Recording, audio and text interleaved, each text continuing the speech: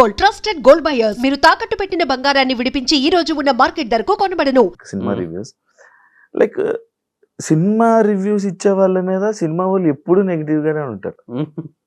ఎందుకు అంటావు? అంటే సమ్ టైమ్స్ పాజిటివ్ ఉంటారు, but most of the times negative ఉంటారు. ఎందుకు రీజన్?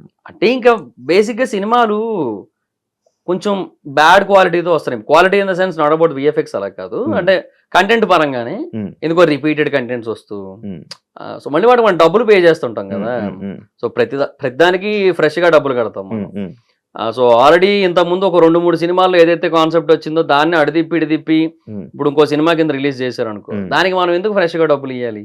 అదొక కాన్సెప్ట్ ఉంటది. సో అందువల్ల ఆడియన్స్ చాలా మంది రివ్యూస్ కి ఎడిక్ట్ అయ్యారు.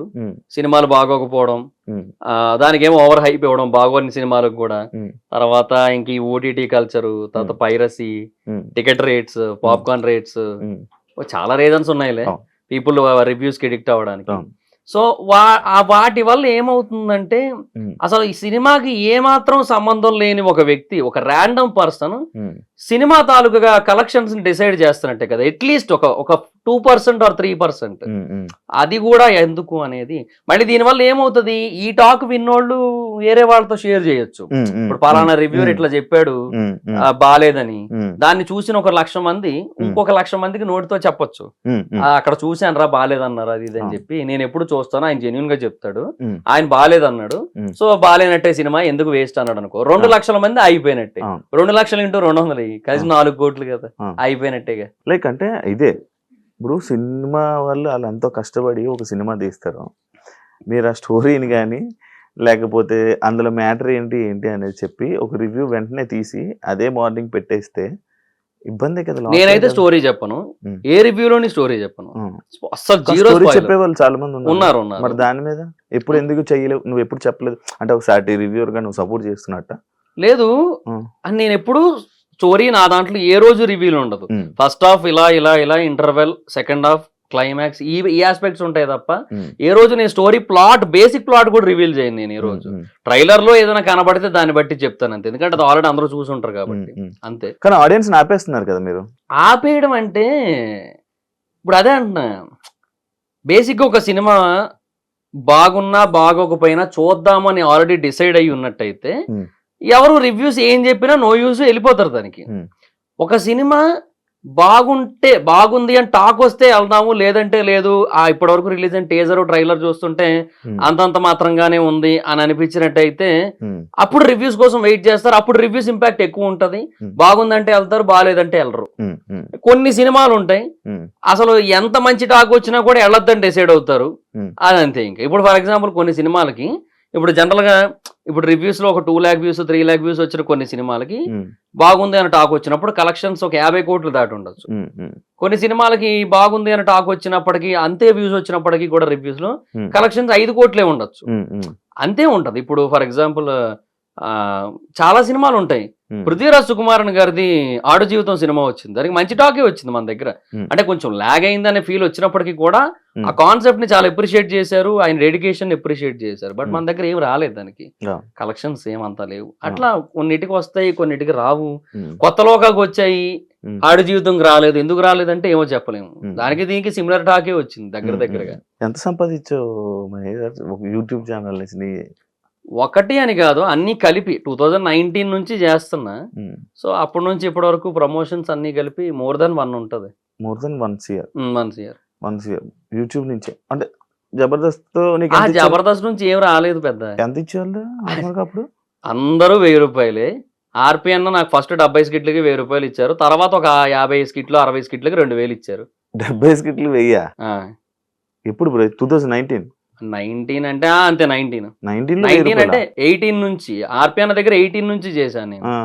18 కూడా కాదు, 17 ఎండింగ్ లోనే ఎప్పుడో చేశాను నేను ఆర్పిఎన్ దగ్గర. అప్పటి నుంచి చేస్తున్నా అన్న దగ్గర. సో అప్పటి నుంచి అనమాట. యూట్యూబర్ నా అన్వేషణ మీద ఏంటి బ్రో? నాకు మంచి ఫ్రెండ్ ఆయన ప్రస్తుతానికి. అంటే చాలా మందికి బూతులు తిడుతున్నారు, వల్గారిటీ ఉంటుందా? ఫుల్ ఉంటది. కొన్ని సార్లు పేరెంట్స్ మీదకి, ఫ్యామిలీ మీదకి వెళ్తూ మాట్లాడుతూ ఉంటాడు.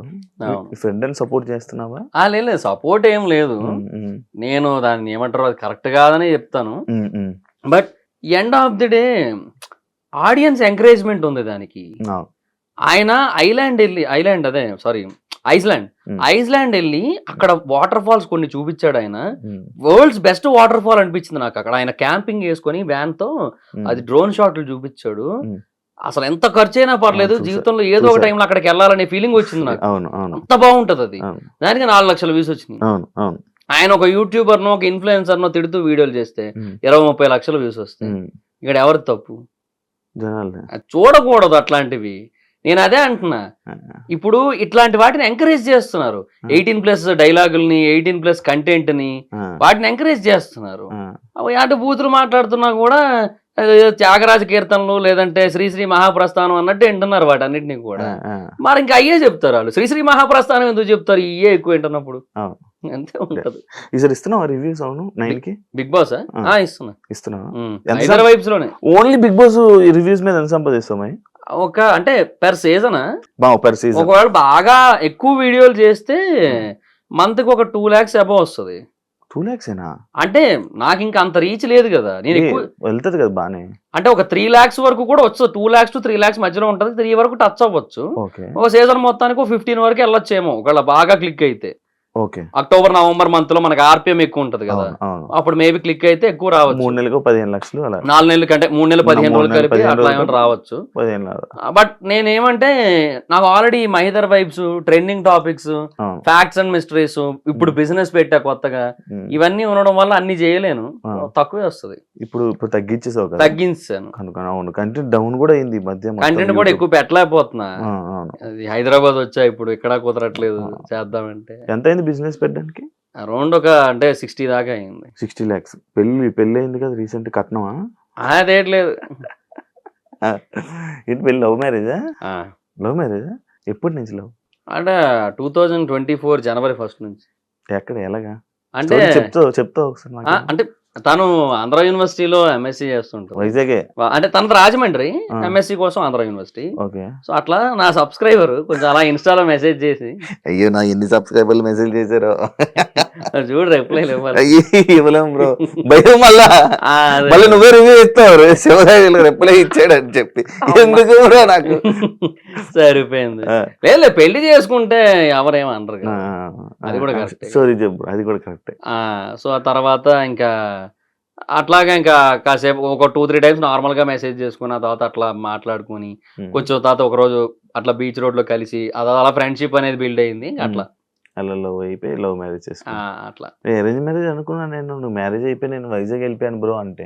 మ్యారేజ్ ముందే వెళ్ళిపోయాను నేను. 2023 ఫెబ్రవరిలోనే వెళ్ళిపోయాను. వెళ్ళిపోయావు. హైదరాబాద్ లో మంచి ఆపర్చునిటీస్ ఉంటాయి కదా నీకు, ఎందుకు వైజాగ్?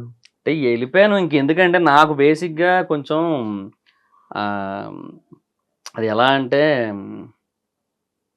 నాకు బిజినెస్ మీదే కాన్సన్ట్రేషన్ ఎక్కువ ఉంది. మొదటి నుంచి బిజినెస్, ఇప్పుడని కాదు, స్టార్టింగ్ నుంచి 2019, 18 ఆ టైం నుంచి కొంచెం బిజినెస్ అంటే బాగా ఇంట్రెస్ట్ ఉండేది. సో ఎప్పటికైనా బిజినెస్ పెట్టాలని ఉంది. కొంత ఇన్వెస్ట్మెంట్ ఎలాగో గ్యాదర్ అయ్యింది. సో ఓకేలే అని చెప్పి ఇంకా అలా చేద్దాం అనుకున్నా. హోమ్ టౌన్ అయితే బెటర్ కదా కొంచెం అని ఒకటి. రెండోది ఏంటంటే ఇంకా మూవీ రివ్యూస్ ఎక్కడి నుంచి అయినా చేసుకోవచ్చు కదా. పైగా ఇప్పుడు 1 AM షోలు అక్కడే పడుతున్నాయి. కొంచెం అదొక అడ్వాంటేజ్ కూడా ఉంది కదా. సరే ఇంకా బెటర్లే అని చెప్పి ఇంకా అటే వెళ్ళాను. వైజాగ్ సొంత ఊరు కదా, అంతే. ఇక్కడికి రావట్లే ఇప్పుడు, అప్పుడప్పుడు వస్తున్నా అంతే, చాలా రేర్ గా.